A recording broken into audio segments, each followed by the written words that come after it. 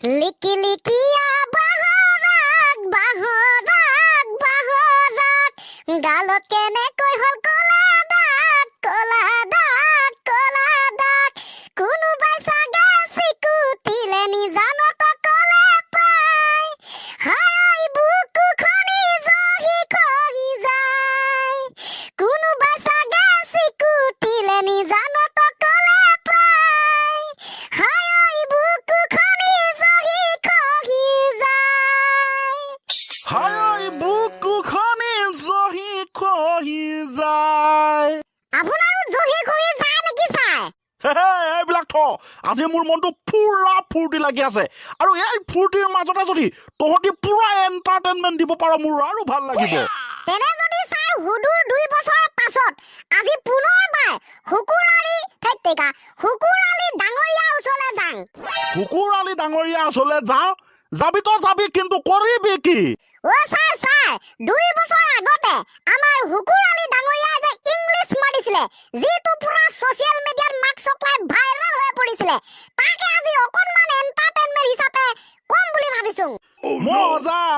মজা থাম্বনেল হৈ পৰিব সুকুৰ আলিৰ ইংলিছ শুনি শিক্ষক হৈ পৰিল বেহুচ ষ্টাৰ্ট কৰ He is the Narendra Modi, he is politics. No COVID-19 of India. He is the Narendra politics. I am the politics 2020 outbreak election 24 Gauripur Assembly legislative member. I am helping getting the race because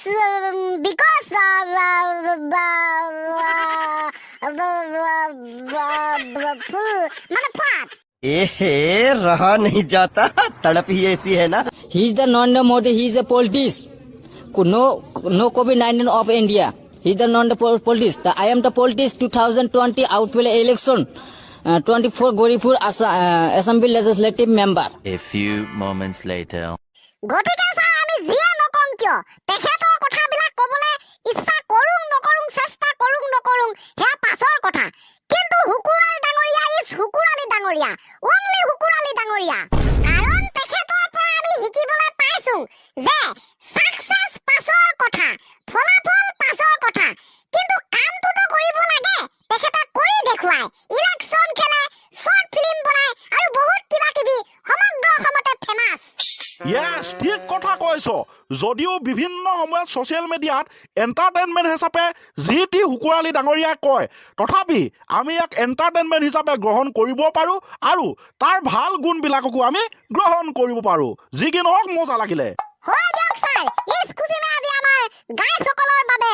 আৰু এটা ধুনীয়া question লৈ আনিম সেইদিনাখন 100 comments আশা কৰিছিলোঁ কিন্তু নাহিলে আজি কিবা এটা আশা কৰিব পাৰিম এনে লাগে মোৰ তহঁতৰ আশাত চেঁচা পানী ঢালিবৰ বাবেহে আমাৰ দৰ্শকসকল জীয়াই আছে কি কুৱেশ্যন দে ক উপায় নাই ছাৰ ই ক'ব দে ক গাইছ কথাটো হ'ল আপোনালোকৰ ওজন কিমান আছে সেইটো মই নুসুধোঁ কিন্তু এটা কথা সুধিম যে যদিহে আপোনাৰ বডিৰ পৰা 30 কেজি অৰ্থাৎ 30 কেজি ওজন কমাই দিয়া হয় তেনেহ'লে তেতিয়া ফলাফল হিচাপে আপোনাৰ শৰীৰত কিমান কেজি ওজন বাকী থাকিব এই প্ৰশ্নৰ উত্তৰ হিচাপে মোৰ লগত থাকিব মানে মোৰ বাবে উত্তৰটো হৈছে আৰু 20 কেজি হাই আৰু 20 কেজি তাৰমানে ছাৰ আপোনাৰ ওজন 50 কেজি গাইছ দেখছে না ছাৰৰ ওজন এতিয়া মই গম পাই গ'লো গতিকে আপোনালোকে এতিয়া কমেণ্ট কৰিব লাগে আপোনালোকৰ বৰ্তমান ওজন কিমান হ'ব কিমান থাকিব চব ফিনিছ এইকেইটা বোলে আজি কমেণ্টৰ আশা কৰা নাই যোনে যেনেকৈ পাৰে আৰু দে ঠিক আছে তেনেহ'লে ক্লাছ 2ৰ পৰৱৰ্তী পদলৈ আমি এতিয়া গৈছোঁ অসমীয়া ভাষা দেখাৰ কথা আছে ছাৰ লোভেই পাপ পাপেই মৃত্যু কথাষাৰ কিন্তু মিছা নহয় হয় ছাৰ কিন্তু ইয়াৰ পাছত যিখিনি কথা আপুনি শুনা পাব সেইখিনি শুনিলেহে বৰ বেয়াকে আচৰিত হ'ব মানে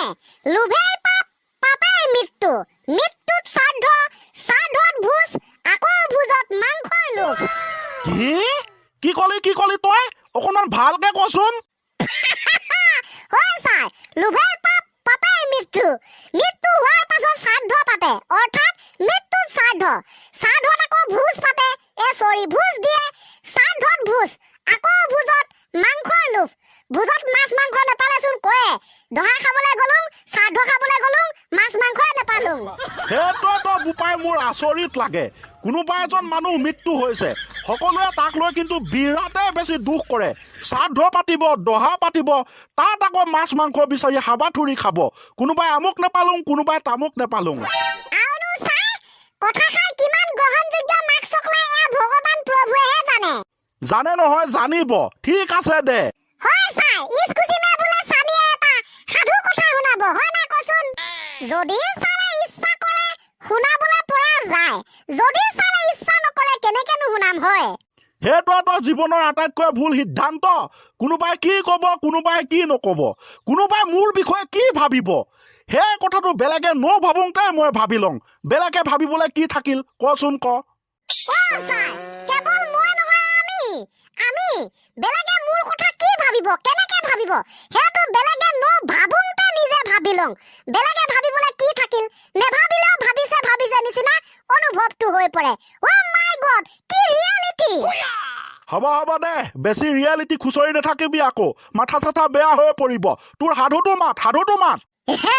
তাকেতো ছাৰ দে মাত চানি মাত অ'কে ছাৰ গৌৰীপুৰ নামৰ এখন অৰণ্যত কেৱল এটা বাঘ আৰু এটা সিংহই বসবাস কৰিছিল সেই ঠাইডোখৰত বাঘ আৰু সিংহৰ বাহিৰে কোনো সৰু সুৰা জীৱ জন্তুৱে বসবাস কৰা নাছিল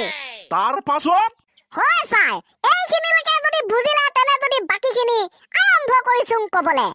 এদিনাখন সেই অৰণ্যত বসবাস কৰা বাঘ আৰু সিংহ